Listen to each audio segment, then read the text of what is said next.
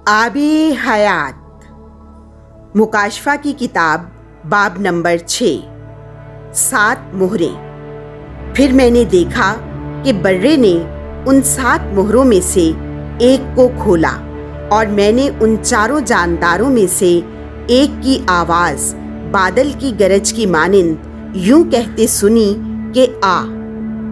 मैंने नज़र की तो क्या देखता हूँ कि एक नुकरा घोड़ा है और जो उस पर सवार है उसके पास कुमान है और उसे एक ताज दिया गया और वो फतह करता हुआ फतह करने के लिए निकला। और जब उसने दूसरी मोहर खोली तो मैंने दूसरे जानदार को ये कहते सुना कि आ।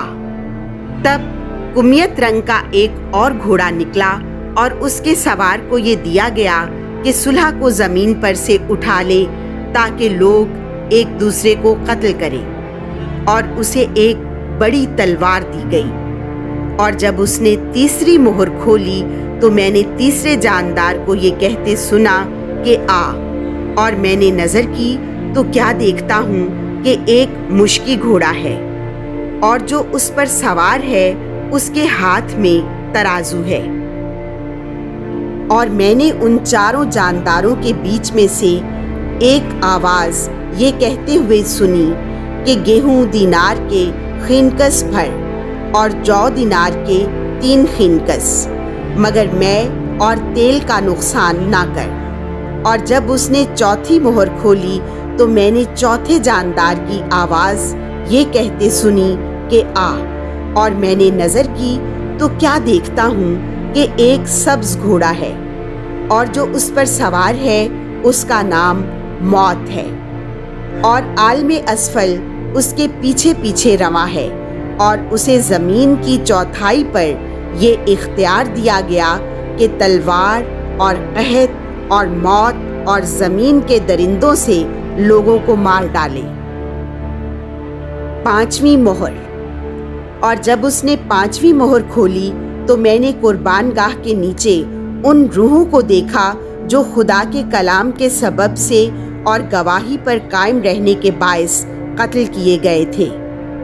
और उन्होंने बुलंद आवाज़ से चिल्ला कर कहा कि ऐ खुदावंद कुदूस व बरहक, तू कब तक अदालत ना करेगा और ज़मीन के बाशिंदों से हमारे खून का बदला ना लेगा।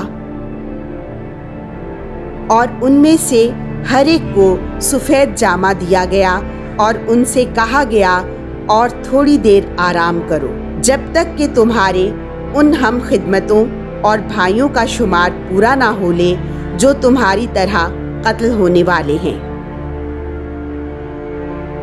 6ठी मोहर। और जब उसने 6ठी मोहर खोली तो मैंने देखा कि बड़ा ज़लज़ला आया और सूरज बालों के कंबल की मानिंद काला और सारा चांद खून की तरह हो गया, और आसमान के सितारे इस तरह ज़मीन पर गिर पड़े जिस तरह इंजीर के दरख्त से उसके कच्चे फल गिर पड़ते हैं जिस वक्त उसे तुंद हवा हिलाती है।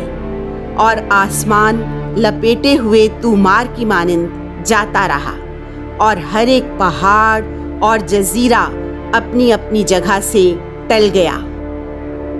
और ज़मीन के बादशाहों और अमीरों और सिपा सालारों और मालदारों और जोरावरों और हर गुलाम और आज़ाद ने अपने आप को गारों और पहाड़ों की चट्टानों में छुपाया, और पहाड़ों और चट्टानों से ये कहा कि हम पर गिर पड़ो और हमें तख्त नशीन के चेहरे और बर्रे के गज़ब से छुपा लो, क्योंकि उनके गज़ब का रोज़े अजीम आ पहुँचा है।